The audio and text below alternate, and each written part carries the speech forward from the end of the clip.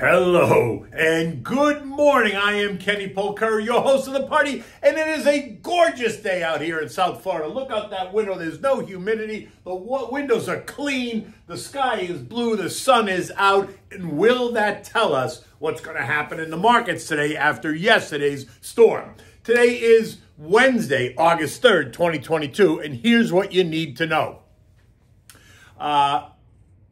The JOLTS report, right, showed a decline in the number of jobs. That was unexpected. And Robinhood is slashing the workforce. Uber is laughing all the way to the bank, and shareholders are enjoying the ride with their latest earnings report. Conflicting messages out of non-voting members of the Fed. Jimmy B is the star of the show today, though, and he is a voting member of the Fed. So listen to what he has to say. Oil retreats ahead of the OPEC Plus meeting today, and gold kisses resistance, backs off, but feels like it's getting ready to move up again. And what do we have for dinner tonight? We're having the pork cutlet Cappricioso. Delicious. Okay, look, one quick message. There'll be no note tomorrow because I'm going to be traveling, so the next note is going to be on Friday morning. But you can catch me on Fox Business with Charles Payne at 2 o'clock tomorrow afternoon. Okay, so the job openings, right? The JOLTS report fell in June to the lowest level in 9 months, falling by 605,000 jobs. Hiring also declined. In addition, Robinhood announces that they're slashing 25% of their full-time workforce, which I find interesting that they made the point of defining those people as full-time, which leads you to ask, does Robinhood have a large part-time population of a workforce? Because it's just interesting. No one defines it that way. This is the second round of layoffs at Robinhood this year. I guess things there aren't so strong and robust as many would have you believe. Uber, on the other hand, they reported a 100% increase in revenues as customers continue hailing rides and taking advantage of Uber Eats, which, by the way, also grew by 25% year over year.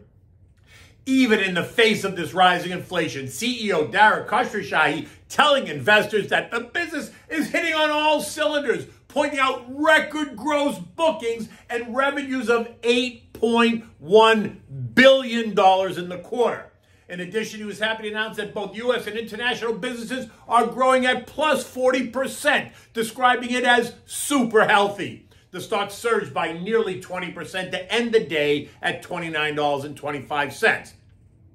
Down significantly from where it had been, but certainly doing better. JetBlue, on the other hand, reported a large loss, citing rising costs and operational difficulties for the reasons forcing them to make sharp cuts and untold flight cancellations, essentially abandoning travelers.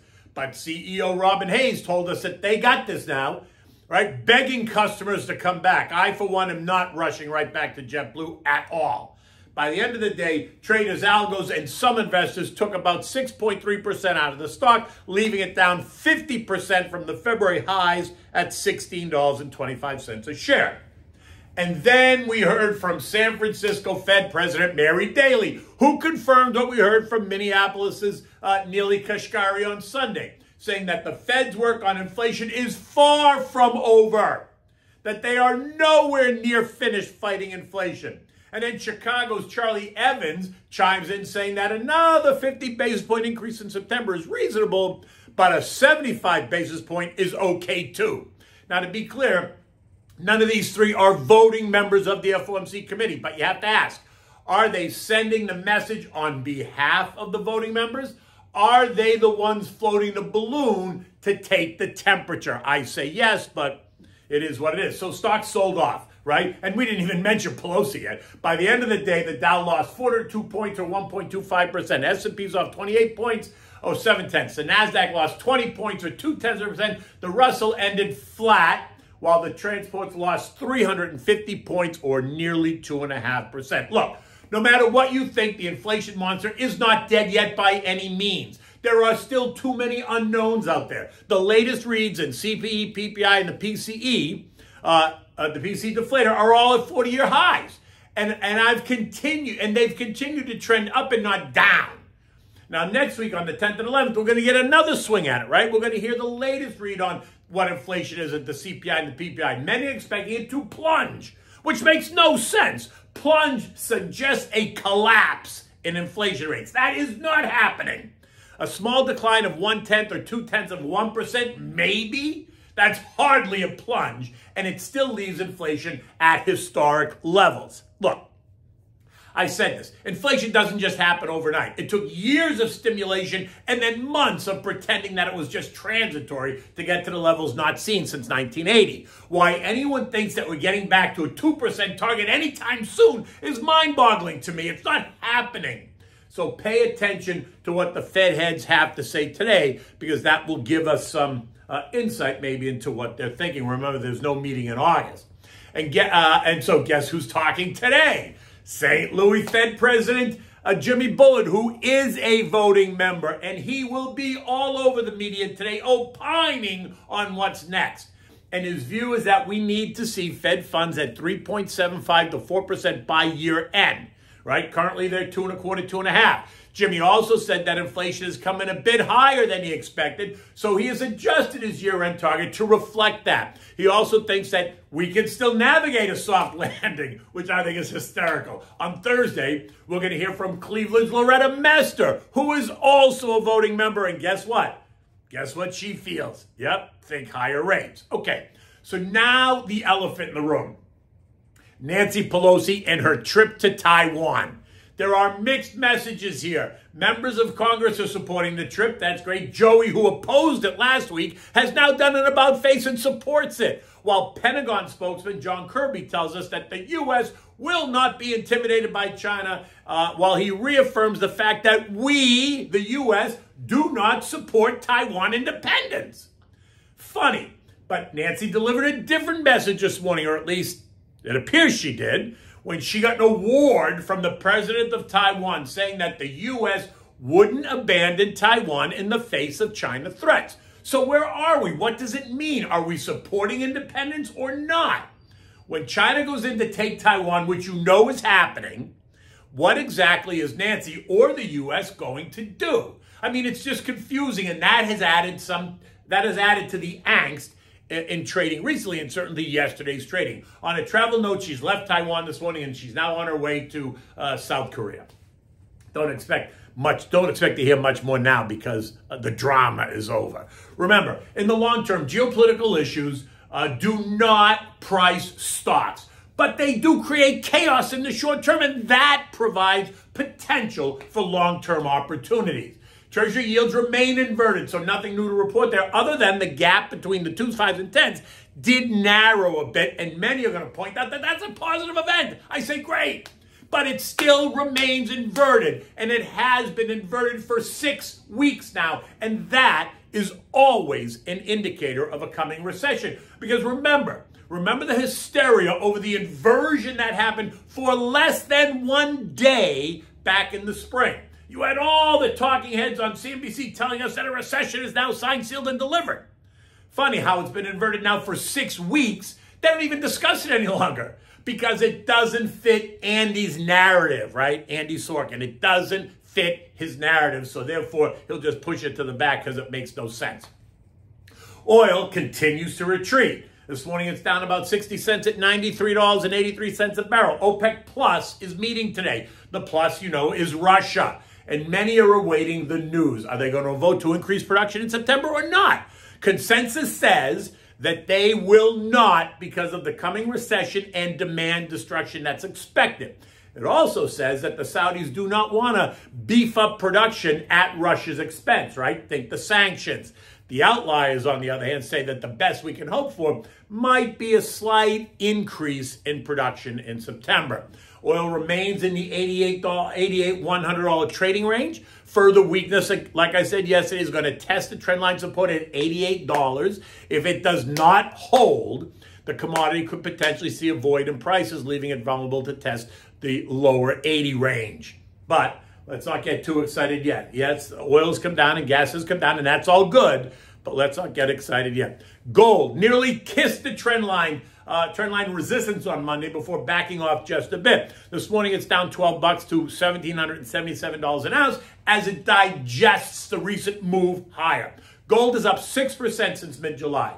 Talk of a recession in the global geopolitical situation is help that move, right? Because remember, gold is considered an inflation hedge, and a store of value, especially when people get anxious and political tensions heat up.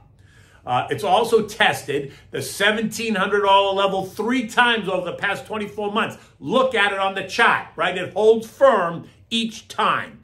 Gold now appears ready to surge higher. Key prices to watch on the charts are 1811, 1860, and 1872. As it moves up and through these resistance levels, it's going to gather steam and push higher. And if inflation remains elevated and geopolitical tensions remain hot, then I'm a buyer of gold. Names in the space to consider include GLD, Newmont Mining, and GOLD, which is Barrick Gold, all down 40% or so off their March highs. So they are starting to look interesting, and if gold looks like it's going to move higher, might be a place to look. This morning, we've already got 9 earnings reports and 3 have missed, suggesting again that 70% of the reports are going to beat. That's been the trend this quarter, all while every one of them is offering cautious forward guidance. Again, the trend. Today, it's all about the eco data, mortgage apps, which came in at plus 1.2%, which was a surprise. S&P Services PMI is expected to come in at 47. This would mimic last month's read and keep us in contractionary territory. And this is important. Why? Because the U.S. is a 75% services economy. Now, the ISM Services PMI is expected to be 53.5, which contradicts the S&P. So the question, I guess, is who are investors going to trust? In addition, look for factory orders expected to be up 1.2% and durable goods up 1.9%. Dow futures are up this morning, trying to take back some of yesterday's losses. The Dow up 125 points, the S&P is up 14, the Nasdaq up 25, and the Russell is up 11. European markets are also higher. Not big, but they are higher. Markets across the board are up between 1/10 and 0.4%. It's a busy day for earnings, and Eurozone retail sales did drop by 1.2% month over month and 3.7% year over year as rising prices continues to dent demand. The S&P closed at 4,091, piercing the 4,100 century mark. After trading as low as 4,079 and as high as 4,140. We're now in the 39.25, 41.20 trading range. In any event, keep your eyes focused on the end game. Remember, you need to stick to the plan. So what's for dinner tonight? Well, we're going to have the pork cutlet Cappriciosso, and I love this dish. I love this dish.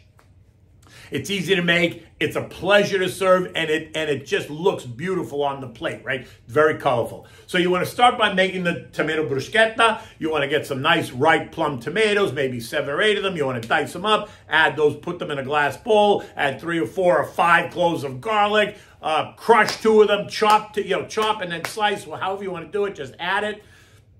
Put in some fresh basil that you've chopped. You want to season it with salt and pepper, olive oil, and some diced red onion. Red onion is what makes this dish, right? And I love red onion, so the more the merrier. You want to cover it, let it marinate. Do not refrigerate it if you're going to use it tonight for dinner.